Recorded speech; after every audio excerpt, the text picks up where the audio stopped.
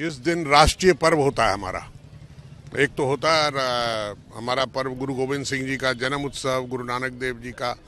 तो कल गुरु नानक देव जी का था, तो पटना साहिब में हाजिरी भरनी ही भरनी थी।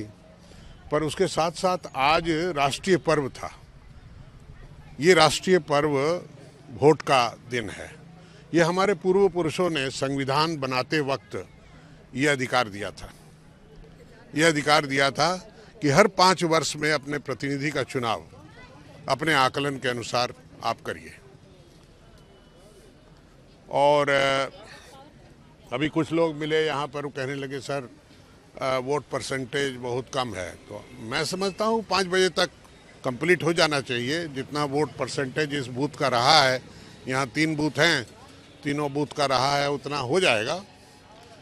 पर ये जो आलस है ना, आज के दिन का, राष्ट्रीय पर्व के दिन का आलस, हमें 5 साल तक हमें बहुत तकलीफ देता है। फिर हम वो सोचते रहते हैं कि काश मैं उस दिन आलस छोड़कर गया होता और अब वोट डाला होता तो शायद निर्णय कुछ और होता, या मेरी भागीदारी होती, किसी को जिताने में या किसी को हराने में मेरी भागीदारी होती।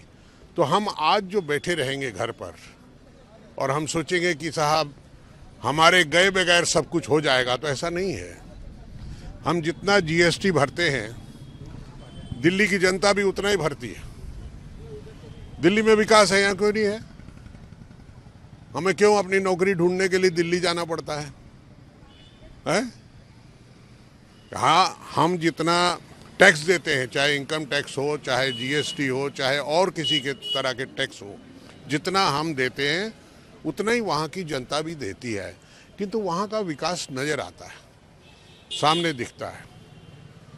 ये सारी चीज़ें जो इकट्ठा होती हैं राष्ट्रीय कोष में और राज्य के कोष में, उसका खर्चा उस राज्य के विकास के लिए, उस इलाके के विकास के लिए और वहाँ के लोगों के सुख सुविधा को बढ़ाने के लिए होता है। चाहे हॉस्पिटल हो, स्कूल हो, रास्ता घाट हो, पीने का पानी हो, सीवरेज सिस्टम हो और हॉस्पिटल वगैरह में व्यवस्था हो। ये सारी चीज़ें जो हैं वो तभी संभव हैं कि वहाँ पर सुशासन हो, कि जो पैसा जिस मद के लिए भेजा गया है उस मद में खर्चा हो, न कि वो साइफन होकर दूसरे तरफ चला जाए। तो इन सारी चीज़ों को हमने पिछले दिनों में देखा है कि जनता का जो पैसा है उसको मिला है। देखिए, हम लोगों ने सुशासन, विकास, रोजगार, चमचमाती सड़कें, पुल पुलियों के विस्तार के लिए वोट कर रहे हैं।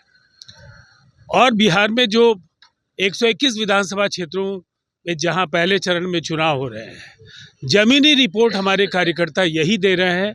मतदाताओं का आशीर्वाद नीतीश कुमार जी को एक बार फिर मिला है। डबल इंजन की सरकार नीतीश कुमार जी के नेतृत्व में बनने जा रही है। इसलिए हम कह सकते हैं एक बार फिर नीतीश सरकार। देखिए, सरकार तो जनता बनाती है और जनता ने नीतीश कुमार जी को अपना आशीर्वाद दे दिया है। इसीलिए कोई संदेह नहीं, कोई शक्को सुबह की गुंजाइश नहीं, एक बार फिर नीतीश सरकार। देखिए, हम ये सभी सीटें जीत रहे हैं और जब 121 सीटों में 100 सीटें जीतने के आसपास हम हैं, तो निसंदेह ये एक बड़ी जीत होगी। जो मत का प्रयोग एक दायित्व का, अपने दायित्व का प्रयोग है, अपने दायित्व बोध का और समर्पण जो देश के लिए होगा, अपने क्षेत्र के लिए होगा, उसको दर्शाना है।